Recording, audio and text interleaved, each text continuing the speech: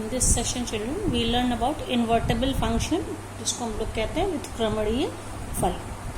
तो इसको हम कैसे डिफाइन कर सकते हैं, देखिए अगर कोई फंक्शन है f such that from x to y it is said to be invertible या व्युत्क्रमणीय if there exists a function g from y to x। Now you notice f is from x to y, domain और को domain इसके आप देखिए inverse उलट जाएंगे।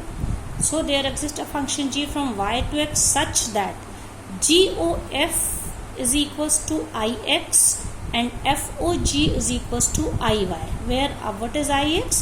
IX is the identity function on set X and IY is the identity function on set Y. If you remember what was identity function, as I said, if fx is equals to x, then this type of function is known as identity function. ये सब हम लोगों ने class 11th में पढ़ा था। So any function in this case when we have GOF is IX and FOG is IY, then we can say G is the inverse function of the function f and it is denoted by f inverse.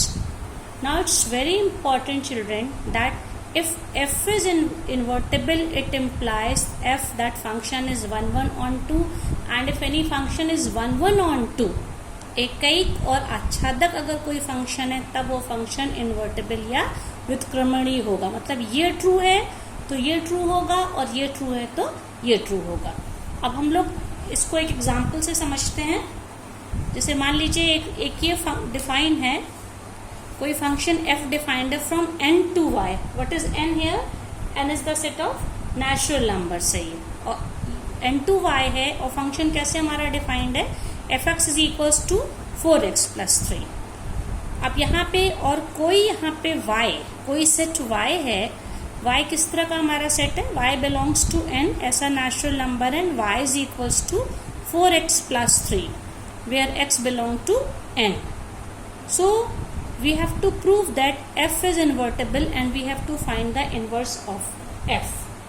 तो इसके लिए हम लोग क्या करेंगे, as definition from, मान लीजिए हमारे पास कोई एक ऐसा एलिमेंट है small y belonging to y, ये इसमें दिया हुआ है, such that y is equals to 4x plus 3। ये हमें पता है यहाँ पे। इससे अगर हम इसको सॉल्व करेंगे तो इससे x इज इक्वल्स टू क्या मिलेगा, y माइनस 3 अपॉन 4। तो अब हम एक ऐसा फंक्शन g डिफाइन कर सकते हैं where gy is, what is gy, y minus 3 upon 4। और g यहाँ पे जो हमारा है, क्योंकि हम यहाँ पे y को ले रहे हैं, यहाँ पे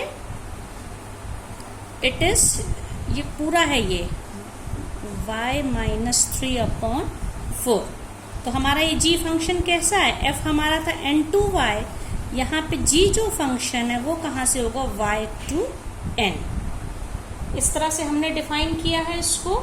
अब अगर हम इसमें, जैसा कि मैंने भी पहले बताया था, कोई भी फंक्शन इनवर्स फंक्शन कब होगा, अगर हम GOF को IX का क्या मतलब है, ये हम इस मतलब कि fx GOF की वैल्यू को हम x प्रूफ कर दें इस सेट का एलिमेंट, और FOG को हम FOG is equals to element of this set, FOG of y is equals to y, इसका प्रूफ कर दे, तब इसका मतलब ये फंक्शन कैसा हो जाएगा, 1 1 on 2। ओके, तो इसके लिए सबसे पहले हम लोग क्या लेंगे, GOF ऑफ x, और इसका क्या मतलब होता है, g ऑफ fx, ठीक है। और fx हमारा क्या था, 4x plus 3। What does it mean, g of 4x plus 3। और g कैसे डिफाइंड है हमारा, y, अगर यहाँ पे y है तो y माइनस 3 अपॉन 4। तो इस पूरी वैल्यू को हम लोग y की तरह ट्रीट करेंगे तो क्या हो जाएगा, 4x प्लस 3, ये y की वैल्यू हो गई माइनस 3 अपॉन 4। तो आप देखिए ये GOFX जो हमारा आ रहा है, GOFX क्या आएगा, इसको सॉल्व करेंगे, प्लस 3 माइनस 3 कैंसिल होकर ये ओवरऑल वैल्यू x आ गई। तो हमने क्या बताया था, ये आई एक्स हमारा हो जाएगा, क्योंकि यहाँ पे if F X is equals to X then it is an identity function. So G O F of X is equals to X, ये हमने प्रूफ कर दिया। अब हमें दूसरा क्या करना है, एफ ओ जी। हम यहाँ पे एफ ओ जी निकालेंगे और एफ ओ जी हम वाई के लिए निकालेंगे, ठीक है। According to definition F O G हमारा आई वाई आना चाहिए। तो F O G Y means F of G Y, okay. So F of G Y की क्या वैल्यू है, y माइनस 3/4, y माइनस 3/4। अब हमारा f फंक्शन कैसे डिफाइंड है इसमें, देखिए f है 4x प्लस 3, तो इसका क्या मतलब, इस पूरी वैल्यू को अगर हम x माने तो this value into x plus 3, it means y minus 3/4 into, ये x की तरह, into 4 plus 3, ये हमारा क्या निकल रहा है, F O G of y। तो आप देखिए ये 4 और 4 कैंसिल हो गया, y minus 3 plus 3, so overall value is y। तो ये हमारा कैसे हो गया, आइडेंटिटी फंक्शन y के, because when F Y is equals to y it means it's a identity function like this. तो हमने इसमें प्रूफ कर दिया जी ओ एफ को I X, G O F of X is equals to X that is I X, and F O G of Y is equals to Y that is I Y. इसका क्या मतलब है कि ये हमारा function inverse function है, और इस इनवर्स फंक्शन की वैल्यू क्या है हमारी, हमारा इनवर्स फंक्शन कैसे डिफाइंड है, आप देखिए एफ इनवर्स क्या है, F inverse is equals to, क्योंकि एफ हमारा था from N to I, F X was 4x plus 3, और हमारा एफ इनवर्स मतलब कि जी किस तरह से डिफाइंड है, आप देखिए G Y is equals to Y minus 3/4, और ये ही हमारा एफ इनवर्स है। और एफ इनवर्स कहाँ से दिया है हमारा, ये F inverse is defined from Y to N, that's why we can say it is an invertible function. यहाँ पे बच्चों हम लोग एक और एग्जाम्पल ले रहे हैं। मान लीजिए y कोई सेट है, इस तरह से डिफाइंड है, इसमें जो एलिमेंट्स है n² such that n belongs to n। ये कोई n कैप नेचुरल नंबर्स का एक सबसेट है, और फंक्शन हमारा कैसे f is defined from n to y। और y क्या है, ये मैंने पहले, y में कैसे एलिमेंट्स है, y में हम नेचुरल नंबर के स्क्वायर्स हैं, okay, such that fn is equals to n², ये फंक्शन डिफाइंड है। तो हमें ये प्रूफ करना है कि y is an invertible function, f is an invertible function, f एक व्युत्क्रमणीय फलन है और f का हमें इन्वर्स निकालना है। तो यहाँ पे क्या दिया है, देखो बच्चों, fn is equals to n²। fn क्या, हम ये मान सकते हैं कि this let y is equals to fn is equals to n²। तो जहाँ, और यहाँ पे y किसका एलिमेंट है, y belonging to capital Y, ठीक है। तो इससे ये मिलेगा हमको कि अगर y is equals to n², इससे n क्या मिलेगा, स्क्वायर रूट ऑफ y। तो अब हम एक ऐसा फंक्शन जी वाई डिफाइन कर सकते हैं, G Y is equals to root Y, such that, यहाँ पे जी कैसा फंक्शन है, क्योंकि हमारा ये जो फंक्शन था n2y था, यहाँ पे जो भी एलिमेंट उसका यहाँ पे स्क्वायर बन जा रहा था। तो यहाँ पे जी वाई एक हम ऐसा फंक्शन डिफाइन कर सकते हैं which is always from y to n। n2y में क्या था, fn is equal to n², मतलब यहाँ से जो भी एलिमेंट लेना था वहाँ यहाँ पे रेंज में उसका स्क्वायर था। अब इसको जब हमने fn को y माना, इससे n is equal to root y मिला। एक दूसरा फंक्शन है जो y टू n है, तो यहाँ का जो भी एलिमेंट उसका स्क्वायर रूट यहाँ पे होता है।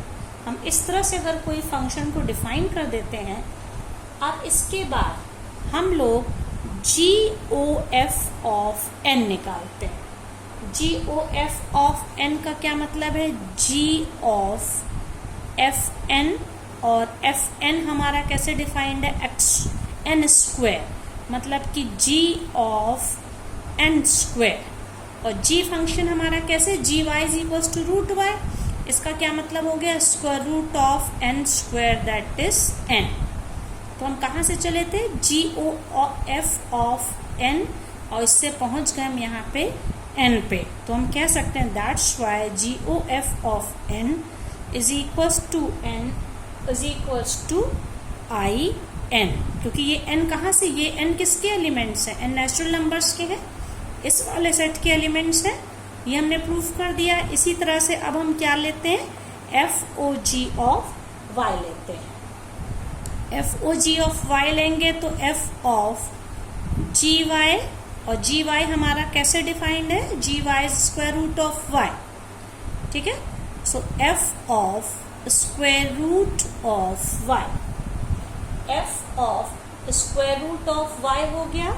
लेकिन f फंक्शन हमारा कैसे डिफाइंड है कि जो भी एलिमेंट उसका स्क्वायर हो जाता है, इसका मतलब FOG of y is equals to square root of y का square, that is y, so it is IY। FOGY is equals to IY। तो इस तरह हमें क्या मिल गया, GOF ऑफ x हमको, GOF ऑफ n, सॉरी ये n है, GOF ऑफ n हमें n मिल गया विच इज IN, ये इस सेट का एलिमेंट है, और FOG ऑफ y हमको y मिल गया IY, जो कि इसका एलिमेंट है। तो हम कह सकते हैं कि f एक इन्वर्टिबल फंक्शन है, और therefore we can say f is an invertible, मतलब कि व्युत्क्रमणीय फंक्शन है, और इसका इनवर्स जो है f इनवर्स है g, और g क्या है, where g of y is equals to square root of y। ये हमारा इनवर्स फंक्शन डिफाइंड है, और g कहाँ से, g is from y to n। हाँ बच्चों देखो एक एग्जांपल और है, एक हमारा सेट डिफाइंड है S 1 2 3 जिसके एलिमेंट है, और एक फंक्शन डिफाइंड है फ्रॉम S टू S। अब हमें यहाँ पे तीन तरह के यहाँ फंक्शंस दिए हुए हैं ऑर्डर्ड पेयर्स के फॉर्म में, और हमें पता करना find if f inverse exist. अगर हमें पहली बात ये पता करनी f इनवर्स एग्जिस्ट करता है कि नहीं, और अगर करता है तो उसकी वैल्यू क्या है। तो ये f की वैल्यू, तो इसको हम डायग्राम से समझेंगे तो ये बेटर होगा। तो आप देखिए ये जो ऑर्डर्ड पेयर्स है, 1 is related to 1, 2 is 2 and 3 to 3। आप देखिए 1 is related to 1, 2 to 2 and 3 to 3।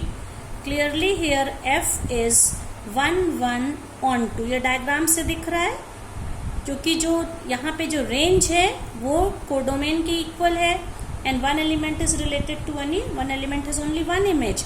तो f यहाँ पे क्लियरली कैसा फंक्शन है, 1 1 on 2 है, और f इनवर्स की वैल्यू क्या होगी, यहाँ पे जितने ऑर्डर्ड पेयर्स हैं वो वंस ये रिलेटेड है, तो हम इनके ऑर्डर्ड पेयर को अगर हम रिवर्स कर देंगे वही f इनवर्स की वैल्यू होगी। तो 1 1 का रिवर्स 1 1 ही होगा, इसी तरह से 2 2 का रिवर्स 2 2, और 3 3 का रिवर्स 3 3 होगा। तो फर्स्ट पार्ट ए में हम कह सकते हैं f inverse exist and it's value is this, क्योंकि हम ये पहले ही बता चुके हैं बच्चों, जितने फंक्शन अगर कोई 1 1 on 2 है तो उसका इन्वर्स एग्जिस्ट करेगा। अगर किसी फंक्शन का इन्वर्स एग्जिस्ट करता है, इसका मतलब वो फंक्शन कैसा है, 1 1 on 2 है। अब हम इसका बी पार्ट लेंगे, इसके लिए भी हम ऐसे डायग्राम बनाएंगे। ये S है, अगेन वी है 1 2 3 1 2 3, ये डोमेन और कोडोमेन है।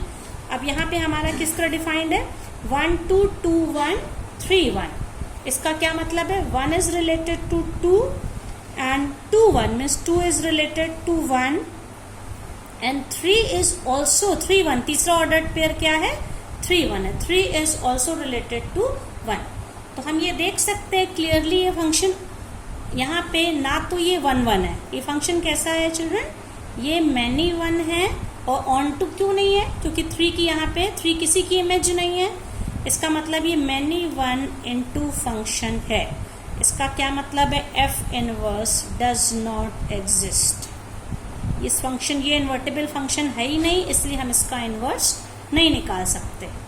इसी तरह से तीसरा पार्ट है, सेम सेट के लिए है, फ्रॉम S टू S 1 2 3 1 2 3। ये हमारा कैसे डिफाइन था, देखो 1 3 3 2 2 1 1 3, it means 1 is related to 3, then 3 2, 3 is related to 2 and 2 is related to 1।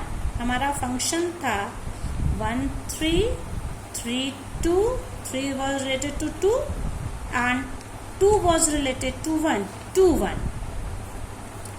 तो यहाँ पे क्लियरली दिख रहा है F11 है, हर एक एलिमेंट की एक इमेज है, ठीक है, ये 1 1 है और ऑन टू भी है.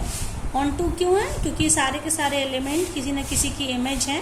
Codomain is equals to range. तो F11 ऑन टू है, that's why we can say F inverse exist. और F इनवर्स की वैल्यू क्या होगी? हमारा ये फंक्शन F था, तो इनके ऑर्डर्ड पेयर्स को हम लोग उल्टा कर देंगे, तो क्या हो जाएगा? 1 3 का क्या हो जाएगा? 3 1 2 3 एंड 1 2. ये हो जाएगा F इनवर्स.